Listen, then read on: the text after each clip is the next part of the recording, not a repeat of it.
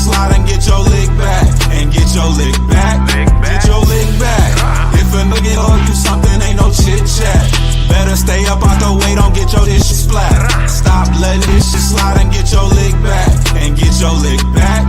I feel like I'm JX. J-Way. I'm a perfectionist. Adderall got me restless. I'm gone. Run with a wild crew, they get reckless. Young boy, come up off that neck. Into the trends. See you, Lee, be the band. Good afternoon, and welcome to another episode of Corner to Copa. Our last show was February 1st, and I feel like we were kind of like, been a slow start to the free agency. Not a lot going on. We got a couple relievers, but they have since then, we've seen some fireworks over the last 2 weeks, maybe. So we definitely have a lot to talk about. We've had a couple shows, but the last show was a spring training preview. But Coach, how are you feeling? I feel like you were kind of like you were frustrated with the amount of activity and things were slow. Has things changed for you? How are you feeling at this current juncture?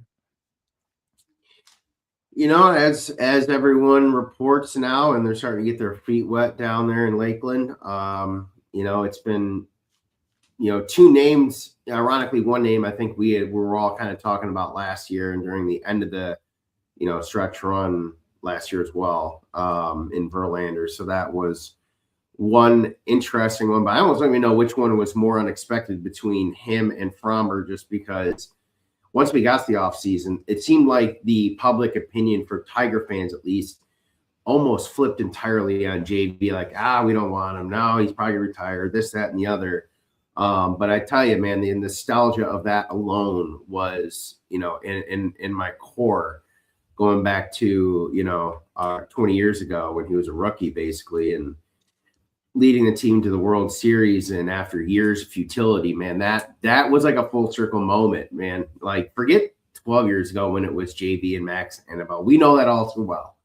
But yeah, this pitching staff is suddenly, arguably amongst who you're talking to, top 2-3 in baseball for sure.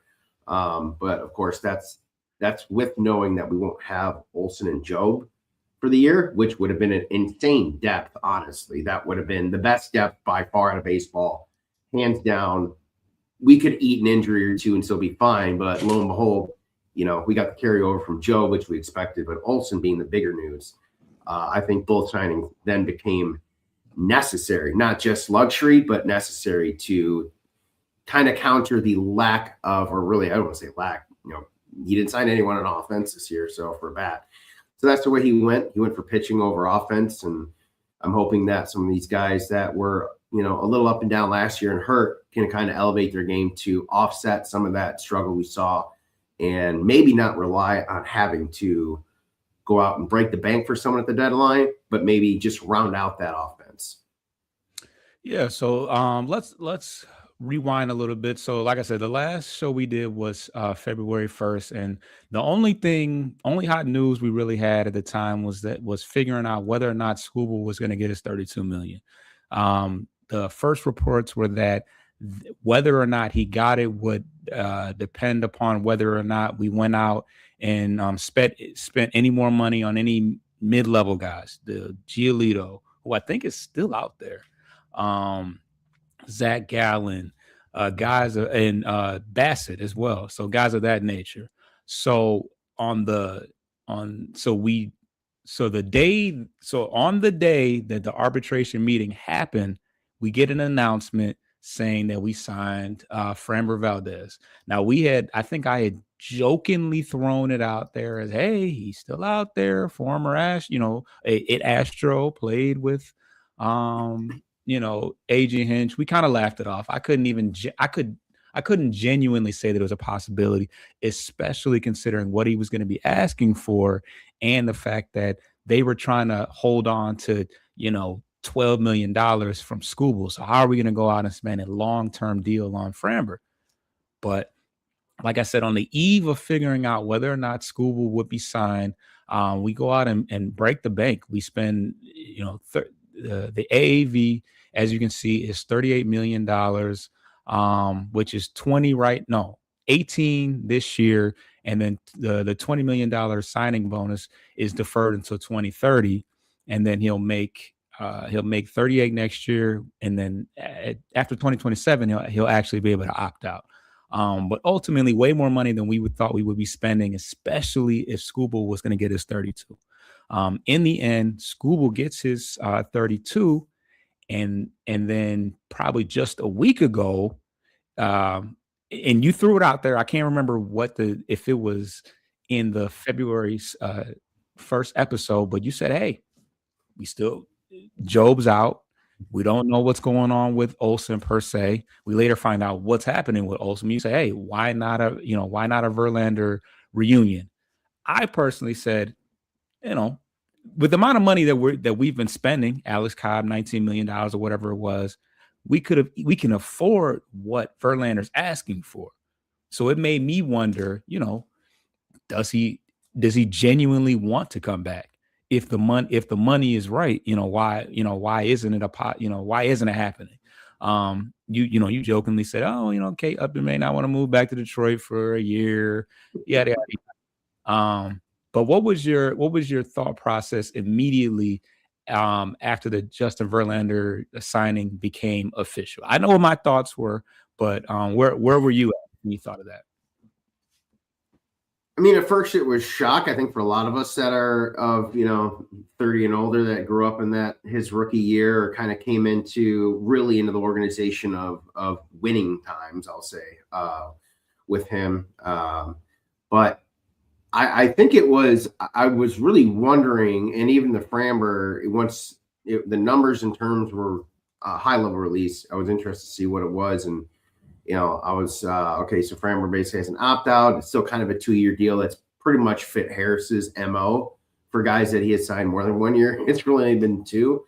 Yeah. Sure, we get him for an extra third potentially. That's, I think, more of a safety net depending on what happens with the new CBA probably.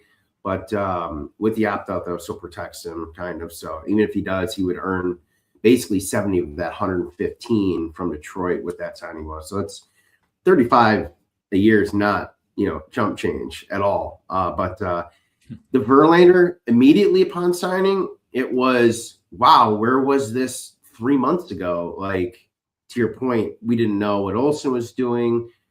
Job's traction to rehab and recovery and getting back 100%. And I think we've kind of stumbled upon a little bit of a theme here from the front office. If there's a big problem injury-wise with the player, they just go quiet about it for weeks because in the formal press conference, I'm going to fast forward to the media day down there in Lakeland last week after the 2 signings. They gave him a day or 2 to get settled in and everything. And, Justin was very candid. He said, day 1 of free agency, I called Chris, I called AJ, and he called everyone and said, I want back. I did in not his hear, press conference I didn't hear in about Lakeland that. said, I want to come home. What do we need to do to make that work? So, and essentially Chris told him, said, we don't have the innings for you. Now, mind you, that's October, November, and Olsen re-injured or aggravated that shoulder that it was rehabbing in October. And they just didn't know what was going to happen until he had surgery practically right before spring training. And then within a few days, that's when they realized, it was way worse than they had anticipated, pretty much knocked him out for the year. So they're like, well, we've got the spot now, and he's still there, which, seeing the terms, he's only getting $2 million base with all that deferred money on the back end at the end of the decade.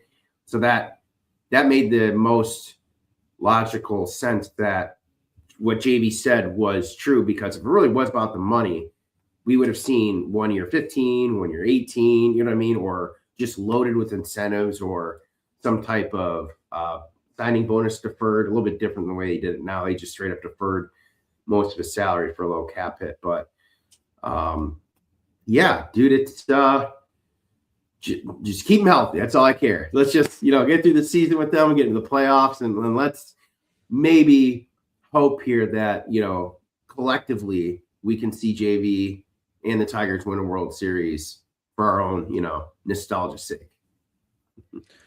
Yeah. I mean, Reese Olsen basically the reason why he didn't get surgery immediately is because he was attempting to, rehabilitate it. And once they realized that he wasn't going to be able to go, he knew that either way he was going to miss the entirety of the season, whether whether he had the surgery in October, November, or waited until March or whatever.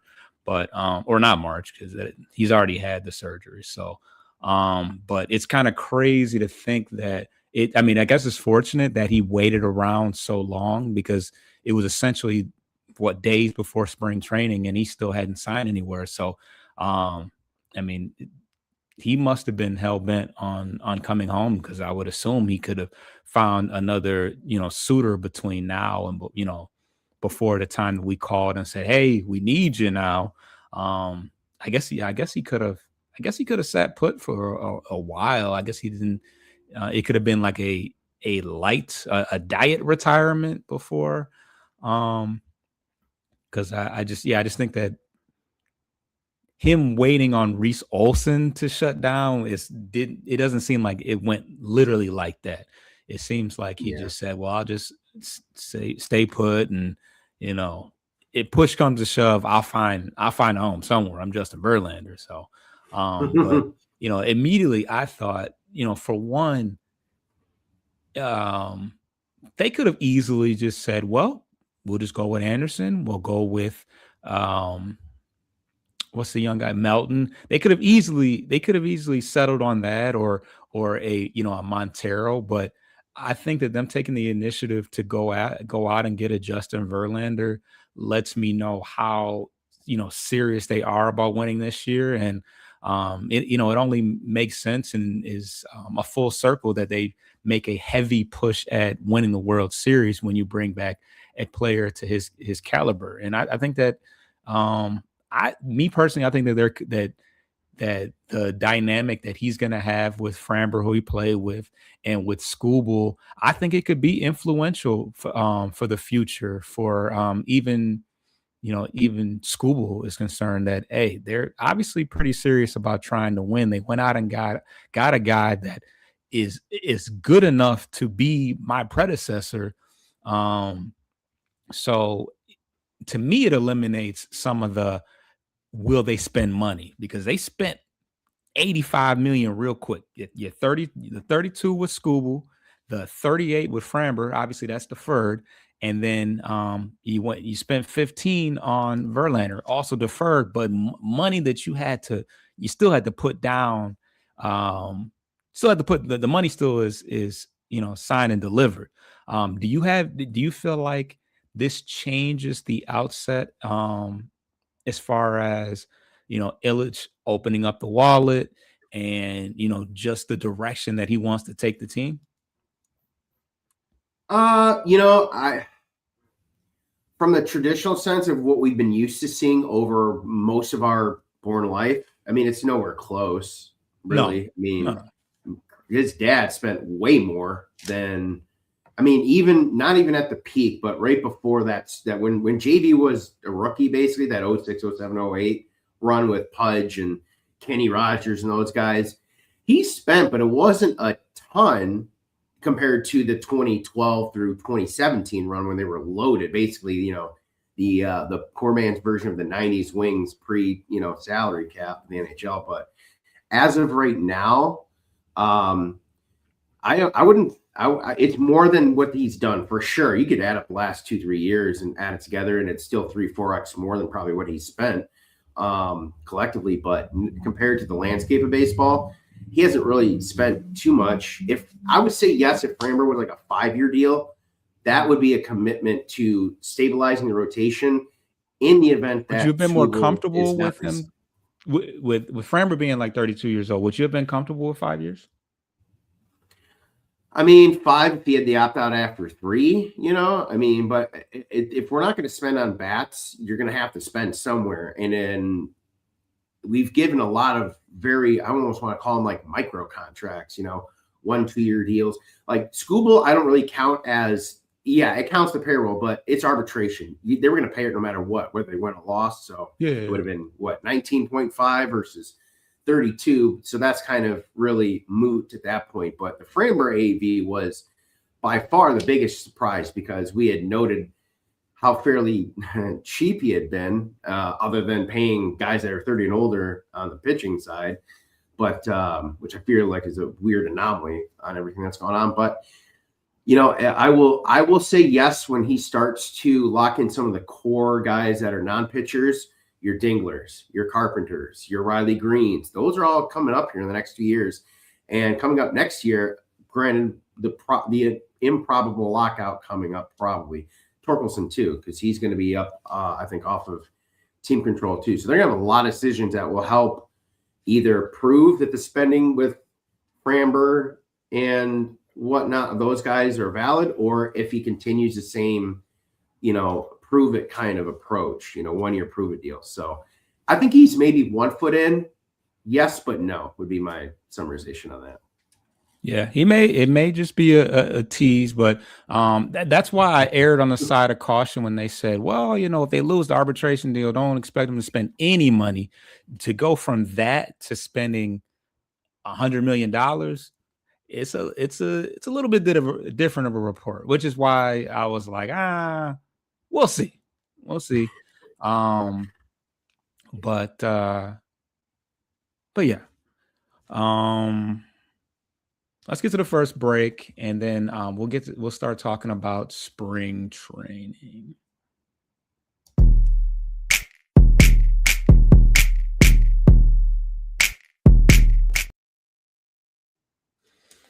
All right. So now that the spring training is officially started, we get to see some of these guys in the flesh, in the physical, and see where they're at. One of the hot topics that is being talked about is Thayron Liranzo, and coming off a pretty rough year where he was kind of flirting with the 200 average. It was pretty exciting to see that he came in at 35 pounds lighter, and just get a chance to. They had an opportunity to talk to him about how. This was last year was his first taste of kind of struggling and, just really feeling the effects of, being, pretty much a full-time catcher and things of that nature. So, it was good to see that he took it upon himself. I mean, the catcher is a very physically demanding position. So to lose 35 pounds, I guess it's just kind of a testament to his work ethic and him wanting to improve, because he is only 22 years old, and he's added to the 40-man roster. So he's going to have to, prove himself at this point. They pretty much ate up a spot, and it wasn't coming off the strongest of, results. But, what are your thoughts about the physical change that he's made? Yeah, I mean, there's probably a couple of different ways they were approaching that based on how they see him playing out position wise. Because as you've done a great job over the last year and a half, especially last year with some of these newer Rule 5 guys that popped up that were just like, we really cannot afford to let this potentially slip through for guys that have maybe been in the system for a while and just have not been able to crack the everyday, parent club lineup, whether they're lifers at AAA, which there generally usually are a lot in minor league baseball, guys that we know, like our own, probably the most legendary one of all, Mike Hess, who's now the manager down there in Toledo, he played less than probably under 75 games in the major league level, but he played like 8-9 years in Toledo. But no, I think that's and frankly, it helped run out their farm system too. So you kind of trim some, I don't want to say trim fat, but you kind of drop some guys that haven't really panned out or shown much promise for these guys that all of a sudden, kind of came out of nowhere that were in your back pocket and were on the radar. Now, at least, if they don't somehow crack it, they're another potential trade chip in a deal, whether it's the trade deadline or the soft season, to help make them better. Because, we do know, as you've done a very good job pointing out, they all play the same kind of catcher first DH spot, and we're kind of log jammed on that. So he may force a decision by front office, be like, yo, if he stays hot, we may have to do something. We can't keep him down there and probably Double-A, where I'm assuming he's there. They'll start most likely between Lorenzo and Briseño. But there were some other positions of note too that I know we're going to touch on here that are intriguing to say the least. But I think too, this could be, even though he's got more team control, to your point about those two guys, Rodgers could be bumped out earlier than we thought before his end of his team control expires. So yeah, they're in a good spot in that regard. So it's a good problem to be in, where if you've got, one stud catcher right now, a team-friendly guy with Rodgers, and potentially two other guys behind him. Yep. And speaking of catchers, we finally got some reports from Scott Harris about his thoughts on Eduardo Valencia, who's somebody that we saw the statistics, but he was kind of a mystery as far as who he was and why he's kind of been, why he hasn't really been talked about. But Scott Harris did acknowledge that he's raked all the way through the system. He's dealt with injuries over the last, I think he's had Tommy John surgery, but he's been with the system since 2018, I believe. He was an international signing. So he's had the opportunity to play with a lot of different players through the system. They said Kerry Carpenter and Melton, obviously, but he's a guy that the players, although his skills are still developing as they do, slowly with catchers, but he's a guy that pitchers definitely like to throw to, and he's seen a lot of our system. He's seen a lot of our system. You play catcher, from 2018 on to now. You've seen some things. So he's got a lot more experience than people might think. But yeah, Scott Harris definitely acknowledged that he's been raking, and I've seen some bold, as far as some hot takes as that he'll be the DH moving forward pretty soon. And I think you said also that you've been seeing some reports. Who were the players that you had said, who people had said they want to see called up in the near future? Was it Lorenzo was one of them? Oh yeah, it was almost either between Briseño or Lorenzo, just for the DH spot. And I think the weird projection from one of these websites or whatever was that they would basically be promoted to hit against left-handers kind of full-time, but being a part-time DH in that aspect.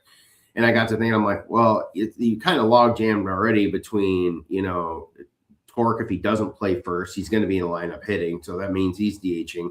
End of the day, his carry's out in the field, he's DHing. So I kind of don't really know where those enough or amount of those at-bats would come at the DH spot for either of those guys, barring injury, of course.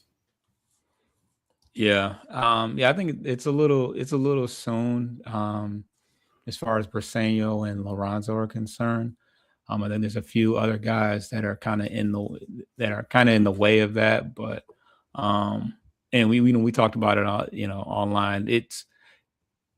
I think everybody gets eager to see something new, especially when there is a deficit in the hitting department. As of right now, I think your DH, lefty specialist is Jahmai Jones, unless he falls off. But we'll see about that.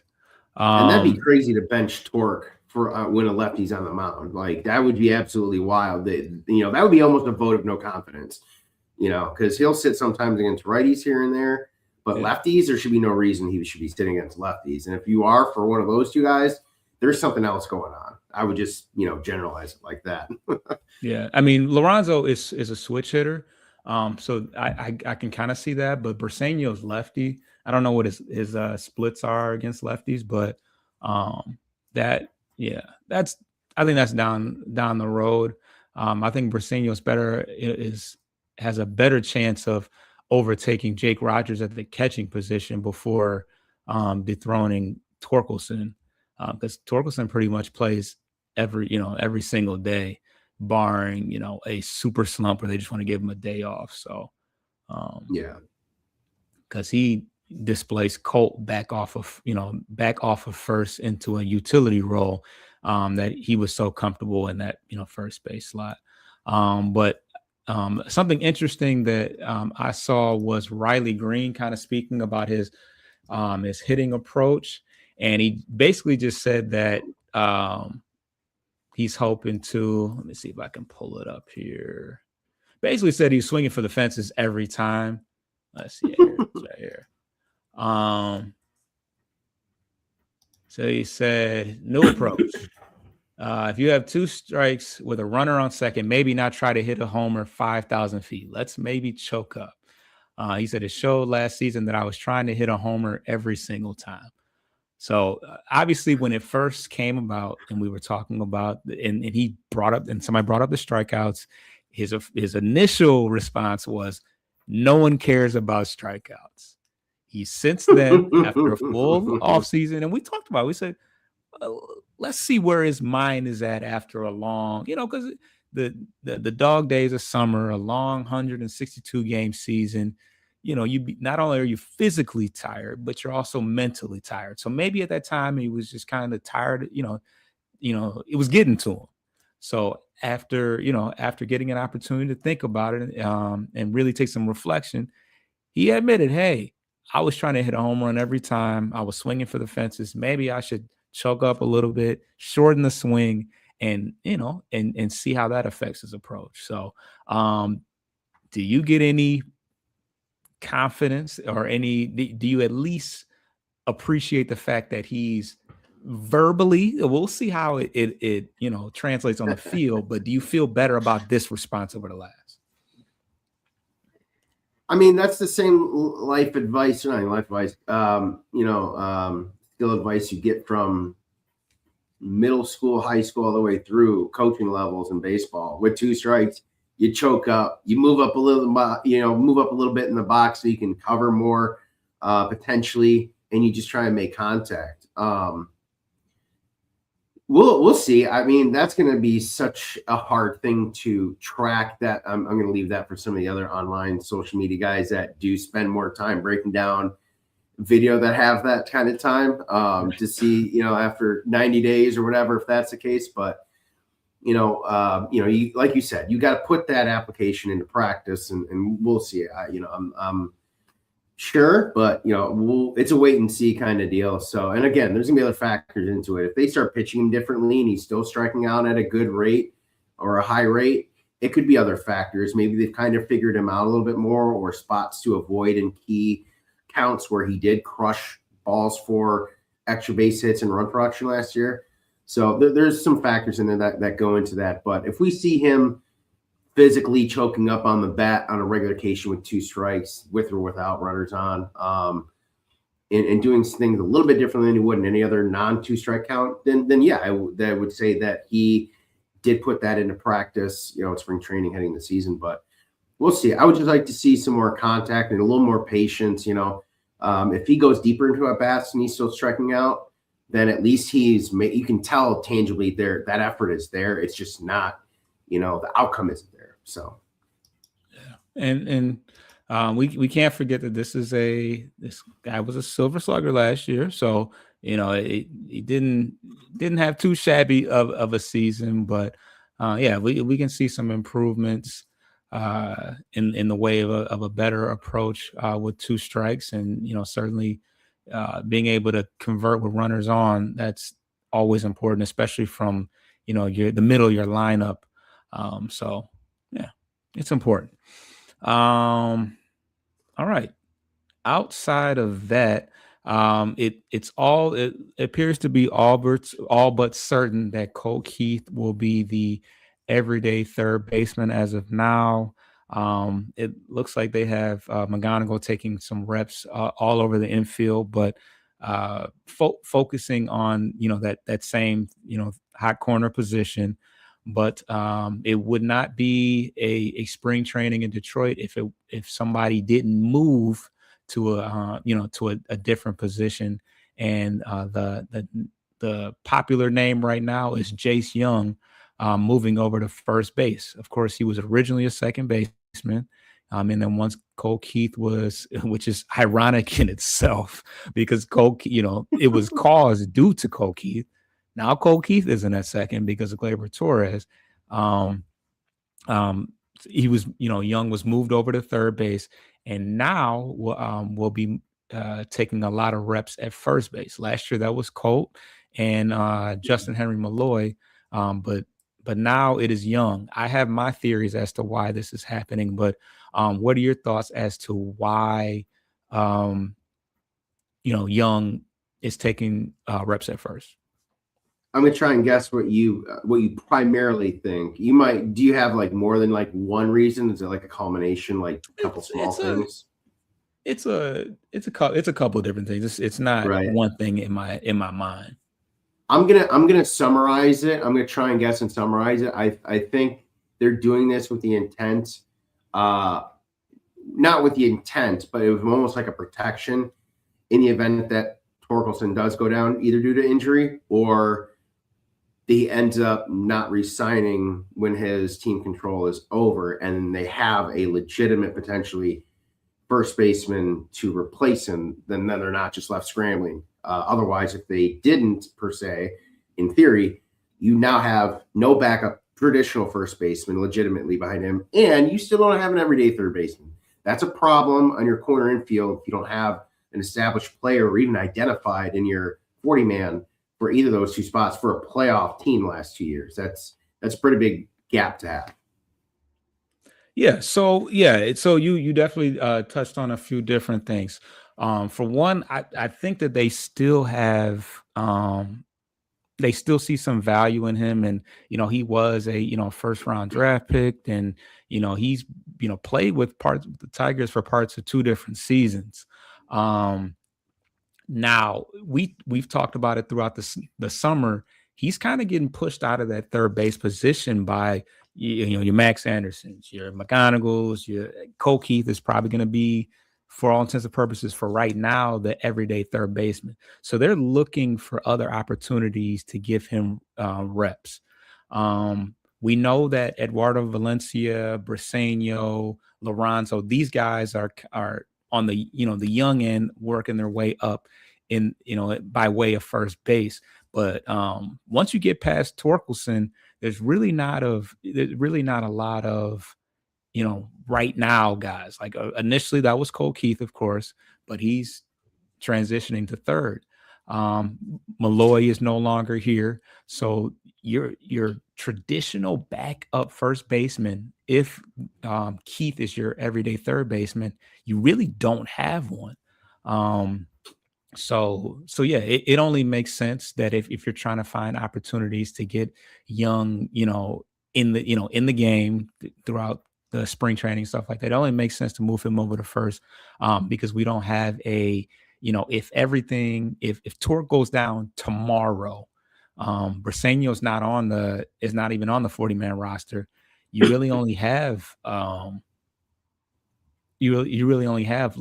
Lorenzo and Valencia, and they're probably not, they're probably not comfortable with that as of now.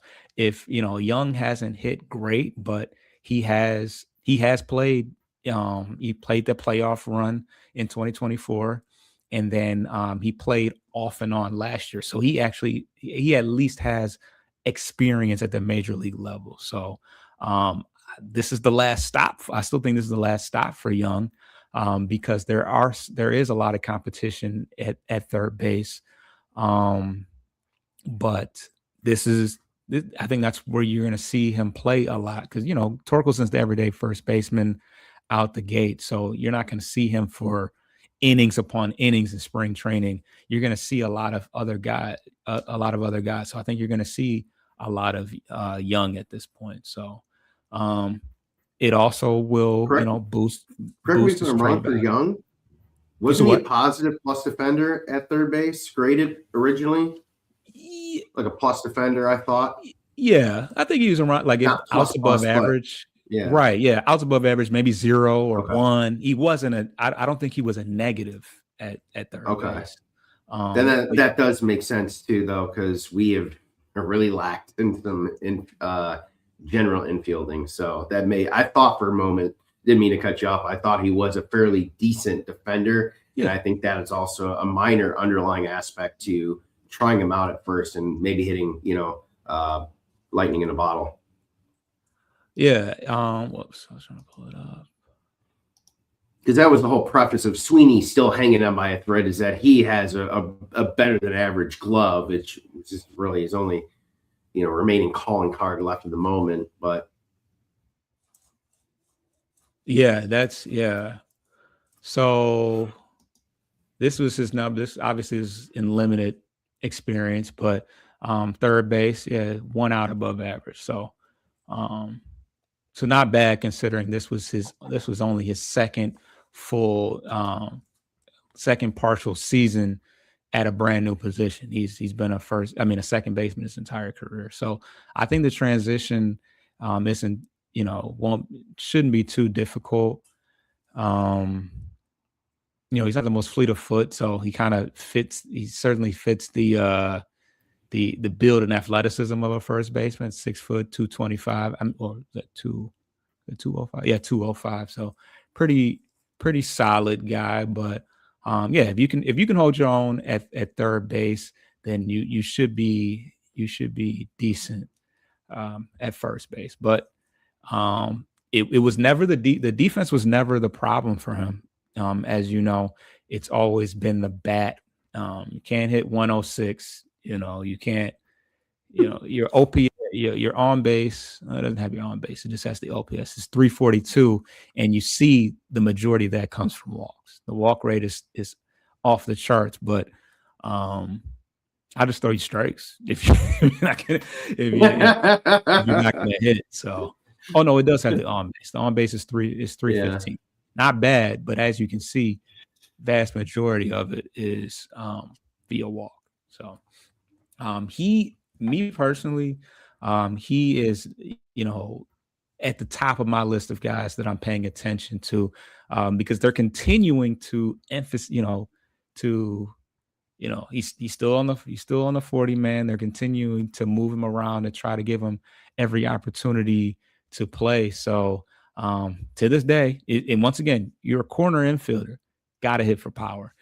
He does not have a home run at the major league level. He's never struggled to hit home runs at the minor league level, but we know that the gap has never been as big between AAA and the major leagues, and he is a poster child for that. So, Other than that, any other headlines that you have seen thus far from spring training? It's still early. We haven't. By the next time we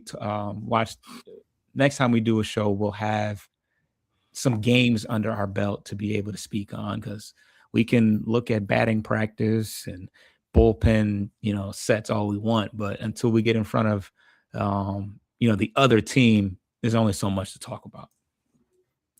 Yeah, it'll be interesting too, because I think the first Tigers spring training exhibition game is the 21st, at least against a major league team. I know a lot of these teams this week will, now that they're all down there in full, not just pitchers, catchers, everyone's down there. You'll see some teams play some local colleges and some true exhibition games. It's how we got to see Ben Verlander hit a home run off his brother the one year, JV, which will never. He posted that the day after he signed back with Detroit. He goes, this lives rent free forever. But you got the World Baseball Classic coming up too. So Tarek Skubal and some other key players and other teams are going to spend maybe a week, if that, at spring training, and then they're going to different areas of the country or internationally to prepare for, the first round of pool play for WBC. But Skubal is going to do Skubal things, so that's not really a highlight for spring training. It's just like, okay, what's he working on? But it's going to be the focus on the guys that you just mentioned. And the others that were given spring training invites, Max Anderson, Max Clark, McGonigal. It's really going to be interesting, because if they're going to spend on pitching, then the way that they would counter, if they're going to be a true micro mid payroll kind of team market wise, and Young pans out, like a nice lefty righty combo with Torkelson, and they give, let's just say they give Tork a 2-3 year extension at the end of his team control, his rookie deal, and it ends up being a value play. Well, you got him and Young making, his rookie deal. And you still have Colt, who's at $6 million a year or whatever it was, 5 for 6 years, 6 for 5 for the next 2 years. Now you can go pay Carey, Riley. You've got that money that you would have had to pay your corner infield, but that's also something that's going to pan out. So that's kind of think the long-term 2-3 year plan that they're kind of hoping that it kind of comes out to. But yeah, I think those guys, and obviously the ones that have been talked about to death since middle of last year on their run. But I think one that's really going to be key, because some people kind of already have seen his name get thrown in mock trades. This guy we just drafted the other year and had a hot start for. He absolutely had a horrific shoulder injury diving back into first base, and Bryce Renier. I think he is going to come back with a vengeance this year, and he's going to put himself back up on that prospect map, top 100 by the end of the year. That's just my opinion, because all the focus is going to be on the other guys that we've mentioned, and nationally too, not even just us, but Baseball America and other guys that haven't ranked. So I'm interested to see Renier, because he seems to be the only true shortstop that they have per se. But yeah, I think Renier will be an interesting piece. Yeah, McGonigal's kind of a fringe guy, but yeah, because they're going to say he might be second base, which kind of makes sense. You're going to anticipate Gleyber not coming back. You're certainly not going to pay him $20 million again after this year. But then if Colt does stay at third, then that opens second to move that max over. So now you've got first, second, and third pretty much locked up. Whereas this year right now, third and first are fairly open. To your point, Colt will play most of third. Zach, I'm sure, will get a decent amount. And I would expect to see Javi there a little bit too, if he's not needed in center field as much this year. Yep, and he's already been taking reps out in center field. That was something that I saw. So they definitely plan to use him more than likely against lefties when Parker needs a day off.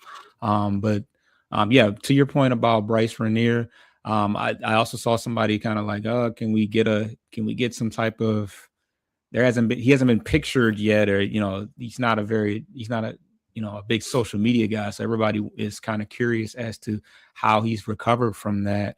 But yeah, he was certainly a highly touted shortstop, and he's still ranked pretty high amongst people that obviously aren't considering last year, because he didn't play very much of last year. But lastly, the World Baseball Classic. We have a lot of representatives. I think Riley Green, I don't know if he turned down Puerto Rico. I don't know. He wasn't selected. He wasn't selected for Puerto Rico, and then he was up for discussion, but they ended up going with Roman Anthony. But we also have Jahmai Jones, I think, is representing Korea. I think his mom is Korean. We have Hyu Lee, who's representing Taiwan. So those are some of the guys that you don't think of off the bat. But they are representing their respective countries. And then, of course, Skubal. Who else? Is there anybody else besides Skubal, Jones, and Lee that you can think of? Well, there is one that's a commenter, but he's banned this year because of his failed marijuana test. Right. Yeah, never mind. Yeah, that's why I didn't think of Javi, because Javi is not. He would have been for sure, just locker room only. He would have been out there just sipping beers like Castellanos after getting pulled for defensive replacement. They're a little more. WBC is kind of a little more like the Olympics, or an international, like a true international committee tournament. They kind of obviously they don't really are too kind to those types of things. So yeah, but frankly, that's fine.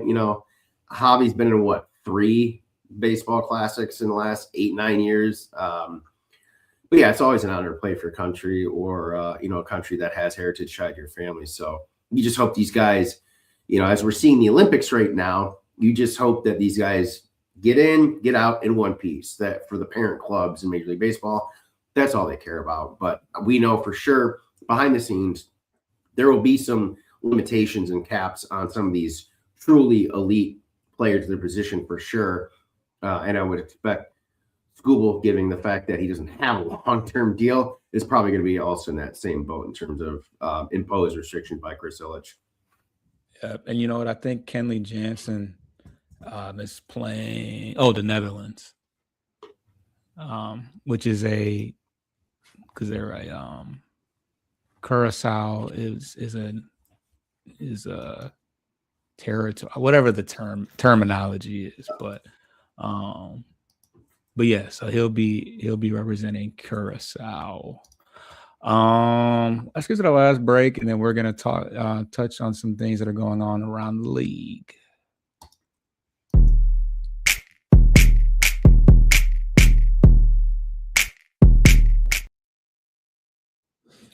All right.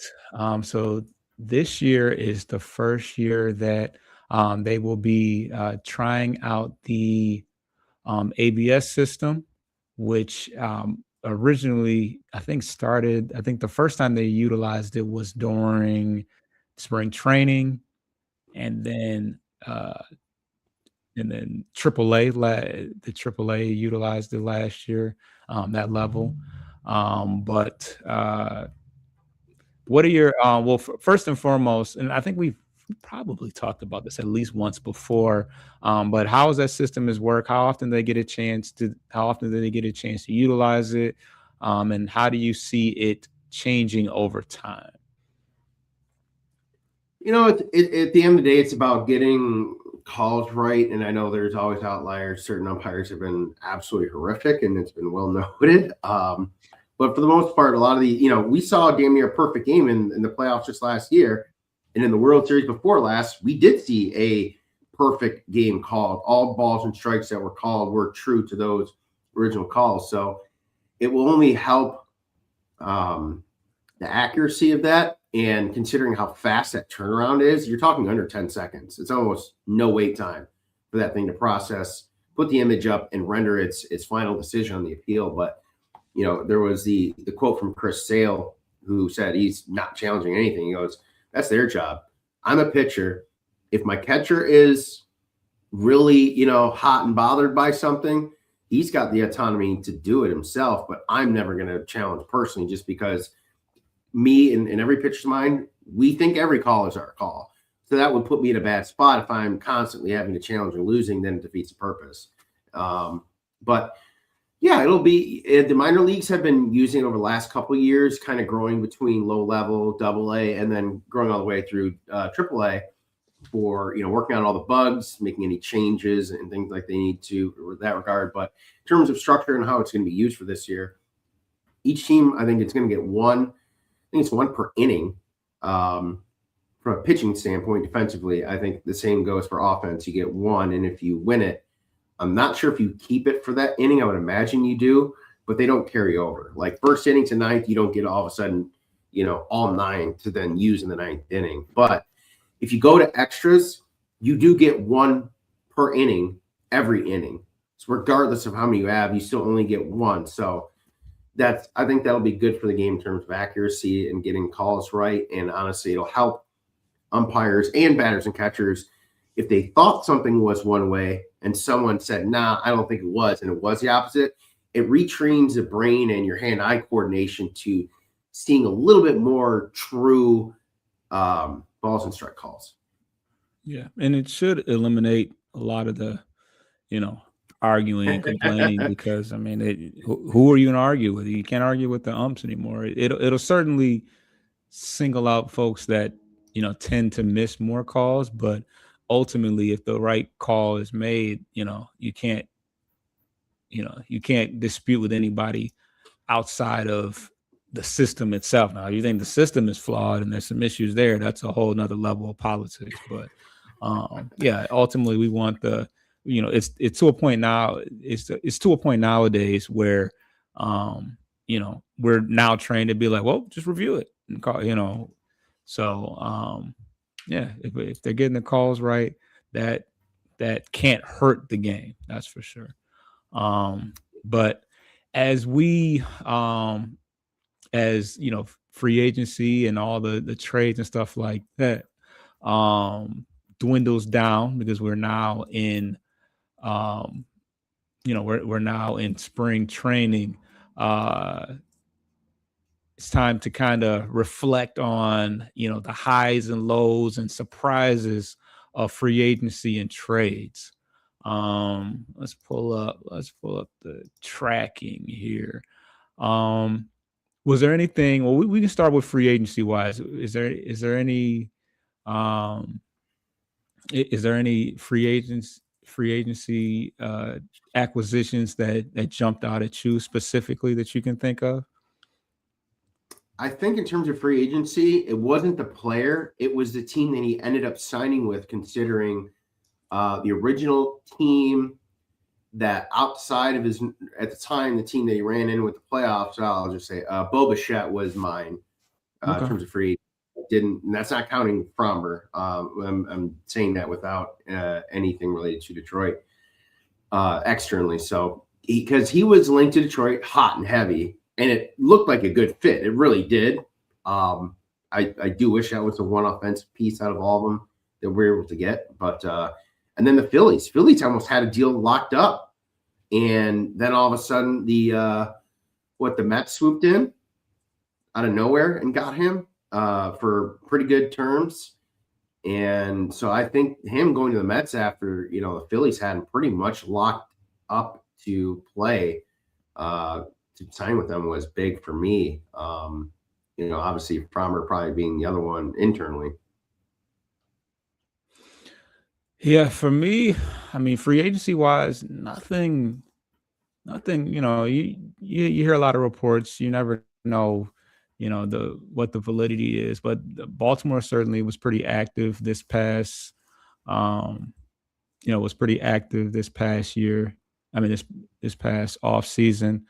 So them going out and getting Pete Alonso was kind of an eye opener. They also went out and got another bat.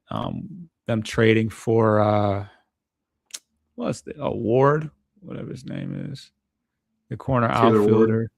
But yeah, that was Alonso was a pretty big splash, 5-year deal, and pulling him away from New York. So in that sense, it's also New York related. But yeah, I think that was a pretty big one, and it's going to make for a very rough, the AL East is going to be very competitive. Toronto obviously went to the World Series last year. The Yankees are always going to be in the mix. They pretty much are bringing back the same exact team, but Boston was pretty active as well. So yeah, it seems like Tampa is the clear last place team, but I feel like it's going to be a battle at the top of the AL East. Troy in the building, big season upcoming, he says. I agree. Trade wise, anything you can think of trade wise that jumped out at you? I mean, there was a lot of rumors. We knew that the Brewers were likely going to trade Diaz. Is that the last name? Edwin Diaz? No, Edwin Diaz came. No, I think you're thinking Freddie Peralta. Peralta, yeah. That was late too. A lot of these trades were late that we're kind of talking about here the last couple of weeks, really. Yeah, it definitely went in phases. MLB trades. I think he went to was it the Mets or the Yankees? I definitely thought it was a New York team that he Peralta went to New York, right? The Mets. Yeah, it was one of the two. I figured it was probably the Yankees, considering Garrett Cole isn't going to be back for a little bit yet from his TJ or whatever major injury he had last year. But but that's the same thing what we did with JB basically when it was known internally that Olsen was basically non-existent for the year. But so is Peralta your surprise trade guy? Well, I mean, we knew that the Brewers weren't going to pay him. So it wasn't, I won't say that that was all that surprising, but it certainly is an impactful. It certainly was an impactful one. Okay. I think I found, maybe the Luis Robert one, just because he's been rumored to be traded damn near since they went to the World Series. So for them to finally shut the door on that one was pretty interesting to me. You got Nolan Arenado. That was one that had been Uh, floated around for a while too. What are your thoughts? He also had to open up that no trade movement. I mean, nothing was going to happen until he gave the okay. So I mean, he had full control of that. I think for me, the biggest one was just the other week. The third baseman, corner infielder for St. Louis, going out west. Donovan. To was it San Francisco or no Seattle? Mm-hmm. Seattle. I thought that was huge, considering who Seattle was not going to bring back that they had acquired either before the start of the season or at the trade deadline last year. Mostly being Eugenio Suarez, but because you look at the rotation, it's good. It's borderline great. They're younger, and that offense, obviously, as we saw in the ALCS, they can hit. And of course, they had some guys like Polanco that are no longer there. So I think that trade was needed to almost kind of keep them kind of similar to what they were last year. I don't think they'll be better. Cal's certainly going to have a year of regression. He ain't going to hit like that 2 years in a row. If he does, well, then I guess he's just the Scooble of catchers for 2 years straight. Yeah. No, that was one of the last topics that we talked about, was how they're already in the power rankings as a number 3 team. And I was like, well, no Suarez, no Polanco, how are they going to, unless they bring Suarez back? Because at the time Suarez was still out there. I was like, how do you, I was trying to figure out how they could be, looked at as that impactful. And, of course, you talked about the pitching staff, which is a very strong pitching staff. And then I think 2 days later, because we did the show on the 1st, and as you can see, the 3rd was when the trade went through. They go out and get Brendan Donovan, who is a guy that he's a super utility guy. I think he'll certainly play 3rd, because they went and traded Ben Williamson, who at the time was their everyday 3rd baseman. Well, he was their everyday 3rd baseman before Suarez got there. But now with him gone and Suarez gone, that's a wide open spot for Donovan to play. So that kind of rounds out and solidifies their lineup offensively and defensively. So I think that was definitely a good one. But yeah, how we get, I think our first game is Friday? This weekend. Yeah, Friday 21st. They play the Yankees. Did Robert play was he on the Sox team when they went to the World Series? He's been around for a while. I mean, if anything, did I make that up? He was more famous for the kerfuffle with what's his face, Rougned Odor in the that fight. I think he was a part of that. Robert? Let me pull him up. Hold on. When's the last time the White Sox went to the World Series? Yeah, I know he wasn't involved directly when that happened, but he was definitely. I thought he was on that team. Oh my God, a while ago. So he originally signed with them in 2017. So. What am I thinking of? Okay, so they didn't go to the World Series. Unless you're thinking of the Cubs World Series, Chicago would have been 2016, 17 with Javi and them. Right. Yeah, he's like, when did Robert go? I saw that too. But a Cubs it feels fan. like he's been there forever, because he's been talked about for the last 3 years about getting shipped out, basically. So, yeah. It makes sense. No, he's felt like he's been there longer than he was. You're all right. You're good. What's the best team that he played for them? They've been to he's played in the playoffs. Just right? Chicago. Just Chicago. He's only ever played for Chicago, at least in the major leagues. He signed 9 years ago, so he's only ever played for the White Sox. Okay. No, I don't. But do you have any predictions in terms of where the Tigers will finish, or how you see the AL shaping out between the 3 divisions? You gotta take a look at your crystal ball for us and let us know what you're thinking after 162 games. No, I mean, I think that the addition to obviously Cleveland won the division last year. So essentially it still kind of runs through them. But I think the addition of Valdez pretty much solidifies us winning the division. barring something, ridiculous happening, offensively with, regression from Riley Green and Carpenter. And I don't really see that. I see the team being a lot deeper all around. You got rid of a couple guys that, I think you got rid of a couple guys that were kind of weighing us down.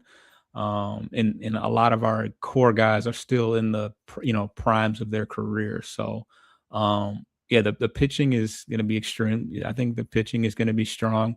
There should be more run support to help them out as well. But as far as Framber Valdez, I think that he although he is 32, I think that that what he does is going to play very well. He's been consistent. He's been pretty much in the double digits / teens win wise over the last couple of years. He's going to get a ton of, ground balls. It's hard. The hard contact has been kind of high as of late, but when you're keeping it on the ground, it can only hurt you so much. I looked at the Astro Stadium in comparison to Comerica. Now, surprisingly, the Houston's park is not a super hitter friendly park. The one thing that it did that you could see a pretty big disparity is in the home run department. And I'm sure that has something to do with the fact the warm weather and how it travels through the atmosphere and all that. So I think that is going to, although he keeps it on the ground for the most part anyways, the balls that do get in the air aren't going to travel in the same way as they did in the warm Houston air. So I think that's only going to help him. I think the only thing that's going to hold him back is if his infield can't, if his infield isn't as good defensively, that could hurt him in a way.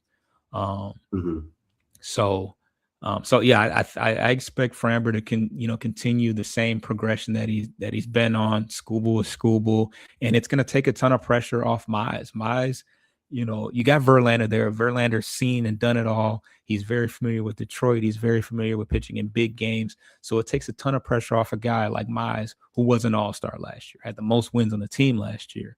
And then you got Flaherty. Flaherty. You don't know what you're going to get with him. He's 2 years removed from a pretty strong season, but he's a workhorse. He pitched he took the ball on every outing that was asked of him and beyond into the playoffs. So not a bad fifth starter. If he can get anywhere near close to where he was in 2024, when he was traded to LA, that's going to be a damn good number 5. And then you got Melton, Montero, and Anderson, who could be number 6 guys or long relief. So hopefully the pitchers don't have to carry, don't have to carry too much. But we certainly have a nice resume of pitchers that have all-stars and MVPs, and I think Verlander was MVP one year of he was year last year won Cy Young with us. He was also MVP that year, which was a year. It was a year or two before Miggy won the Triple Crown MVP. So we had 2 MVPs within a few years of each other. Yeah, which is crazy to think of it. This was all in Detroit, but yeah, I think looking at them heartstrings. Right. So yeah, the Guardians. The Guardians are the Guardians. They're always going to be in the mix, but they haven't done anything that would make me think that barring, even last year, had we not crumbled the way we did last year, they wouldn't even be a topic of conversation. So I think that we've done considerably more than everybody else in the division. The White Sox were probably the most active early on up until the very end, and then the Royals, they made a couple moves, but I think the Tigers, the objective 100% is to win a division and beyond at this point. Yeah. In a long answer. Where do you see them finishing in the American League if you were to project that 162 game season with the other 2 wild cards and the division winners? Where do you see them finishing in comparison? at the end of the year heading into the playoffs. Obviously, if we're all in agreement, I think most of America is in agreement. Detroit went from a short favorite to a solid favorite. I wouldn't say runaway, but almost as close as you can get. If they had signed a bat, I think they would have been a runaway by far. But I think to your point, too, you mentioned Cleveland did addition by subtraction. They didn't really sign anyone, and they traded the other Naylor brother the other year to Seattle. But I think it's a combination to try and still be somewhat competitive without going through a total rebuild. Also considering what they just gave J-Ram, that extension, that's pretty much a lifelong extension to end his career as a Guardian. But Kansas City's going to be a thorn. I miss me with Bobby Witt and Pascano, and we all know the ageless Salvador Perez had a pretty decent year for, a catcher with that kind of traction already expired in Major League Baseball. But where do you see the Tigers finishing overall in the American League? So I think right now we're pretty much neck and neck with the Mariners. They're pretty strong. They still have a strong rotation, and they made another addition to their lineup to cover for Suarez and Polanco. I think right now the Toronto is still the best team in the American League. But I put us ahead of New York right now. I put us ahead of Boston right now. I think they made a lot of moves to address their pitching staff, but we'll see how the young guys like Roman Anthony and some of these other guys do. But they did get rid of Devers and ultimately didn't make the playoffs kind of because of that. So the other you got Toronto, New York, Boston, and then Baltimore. I give us the edge pitching wise at this point. They're gonna be able to hit the ball. They got Alonso. They got some what's his name, Holiday, and I expect not Mayo. What's this guy? Gunnar Henderson. Adley Rutschman too. Yeah, I expect some of those guys to have a turnaround season, but I don't think they have the pitching depth that we have at this point. So I think our biggest competition is probably Toronto and Seattle right now. It's like you read my mind. New York. New York is New York. They're still they didn't make any adjustments this year. They just brought back Bellinger, and I think they brought what a nice security blanket. Not bad. Not a bad guy to bring back, but they certainly didn't add on to what was what they lacked, because Toronto had their number last year ultimately. So they didn't do Toronto made some moves, obviously. They went out and got Dylan Cease, and they got the guy from Japan. So they continue to build upon what they had going on, and New York kind of stayed put. So the big additions this year in the American League has been us with Jansen and Valdez, and re-upping with Finnegan. So I think that we're kind of in the driver's seat right now. Yeah, I'm right there with you. I had my division. I had them in order. Seattle 1, us 2, and I only have Seattle 1 because of the benefit of, as you alluded to, the AL East is just going to beat the living crap out of each other unless something weird happens. I don't expect one or even two teams to really dominate that division. And heaven forbid if Tampa decides to, be a pain in their side and be a 75-win team in a division that might have potentially 3 legitimate playoff teams. And if Baltimore somehow catches fire, holy crap, you know what I mean? But Seattle 1, us 2, Toronto 3 because of the same reason. And then 2 of the wild cards being New York and Boston. Now I will say if the Yankees don't hit well, I think they fall out entirely because their pitching staff is still a little banged up. And, Yankee Stadium is not pitcher friendly in any way, shape, or form. So without good pitching or not without good hitting, they can't really take advantage of their own home ballpark. But that's still to be seen. So I got the Yankees, Red Sox, and the Rangers as the last wild card. I thought about Baltimore, and frankly, odds-on wise, Detroit is the 6th favorite AL team right now, which would be the last out of all potential eligible playoff teams, with Baltimore just ahead of us, and us being the divisional winner. So, but I think we'll end up dominating the division like we did last year. The White Sox will be a little bit better. You had a couple guys that kind of were a pain in our ass. We just have to take care of Kansas City. I expect Minnesota to decline, and I really expect Cleveland to decline. So from that standpoint, outside of the division, just be above 500 against the rest of the league. If you take care and you win 67, 70% of your division games or better, and you're 500 plus outside, that's really the baseline for it. So at that point, it's what they do at the deadline and their pitching staff. And you've just made a great point too. It's not just a rotation; their bullpen much better heading into this year game one than last year game one, with Jansen, Vest, and obviously Finnegan coming back, and still lurking there in Toledo, working things out after his collapse last year, is Bo Brisky. So I was just about to say, I saw that he took his first, he took the mound for the first time since July against Live Hitting. So, if he was, 2 years ago, he was a pretty important high leverage guy amongst the levels of like the Vests and Foley and guys of that nature. So if he can, and he's got a very live arm, so I'll be curious to see if he, gets back to those upper, 90 speeds. But yeah, it'll be nice to have him back, in the mix of things as well. So, yeah, next time we record, we will have some actual results from a real life game. So I'm pretty pumped about that. But anything in particular that you're looking forward to before we get up out of here?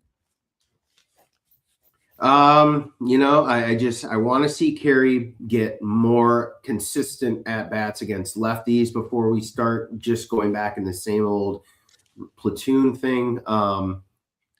We got to see what he's capable of. I mean, it's just a small sample size. And down the stretch last year, we noted, I think in the last show, he did produce. Mm-hmm. So there's some recent history in limited fashion that says he can do it. So I'd like to see him at least start that way. And I think you could almost go the opposite with Parker, to your point about platooning with Javi against lefties. Parker just needs to just clear the mental block and just be like, okay, focus on the simple things, which is what he's really good at. Patience in the box, seeing pitches, and when he gets on base, wreaking havoc on the base path. That guy is long leg speed demon. And then 2 would be the progression of Colt. If he can get off to a good start and not a slow start, which has been his pattern last few years, I think that'll help buoy some of the offense and kind of calm that third base down if that's where he ends up mostly early on. But then you kind of wonder what happens with Zach and Matt Vierling going forward. And all of a sudden they're kind of left without regular spots. And frankly, I think to your first base point, Vierling is a true triple emergency backup guy. If something injury bug goes around, which he did spend a little bit at the end of the 04 season playing down the last week or two. And actually, I think he played first during Job's debut in that White Sox game. They've got good problems so far. Offensively, they just need to stay healthy. But some of the younger guys coming up will look good. But I think last thing, how would you construct your rotation with these 5 guys right now? Are you just going to stack all the talent to the top and go left, right? You become a little more predictable from a lineup standpoint from the opponent. Like, okay, these guys, Oppo, these guys the other way because it's that way. Personally, I'm alternating because that's what Hinch has done in his lineup. So I would go Skubal 1, obviously, Casey 2, Framber 3, and then whatever mix you want the rest of the way, righty. So it's keeping them off balance back and forth. It's interesting because so rarely do you get 2 lefties of Skubal and Valdez's caliber in one rotation. I think you want your 2 best pitchers to get the ball as much as they can. Obviously, Valdez is going to see a little less if you push him to that third spot. So yeah, I mean, I think that if there's an advantage to be had splitting them up, by all means. But I mean, if Valdez out the gate is like, 5-0 with the 2.12 ERA, is like and on the flip side, Casey's struggling a little bit. It's like probably not a good idea to give Valdez the ball less in that instance. But it's an interesting predicament to have, and just only makes our team that much more dangerous. So because I think a lot of teams would have Framber Valdez as their ace. So for him to be a locked number 2 or less is an interesting situation to have. But I'm glad that we have that. We probably, if we had to put any type of money down, we probably wouldn't have put much on this being the case, but here we are. Facts. But that pretty much wraps it up. Subscribe to the channel. We're simulcasting on Bleachers to Speakers as well as on Corner to Copa. And once spring training starts, you'll probably get a lot more shorts in between with any updates as far as top performances. I'm not even going to speak on anything negative happening, but any breaking news that we have, we'll be keeping you guys up to date on it via the shorts on Corner to Copa. And we will be back real soon with another episode. Let's get up out of here. It's warming up in the D, baby. Peace. It is warming up. 50 degrees. Was it 50 degrees today? 50. All right, we got it. Get your lick back. If a nigga gon' do something, ain't no chit chat. Better stay up out the way, don't get your shit splat. Stop letting shit slide and get your lick back. And get your lick back.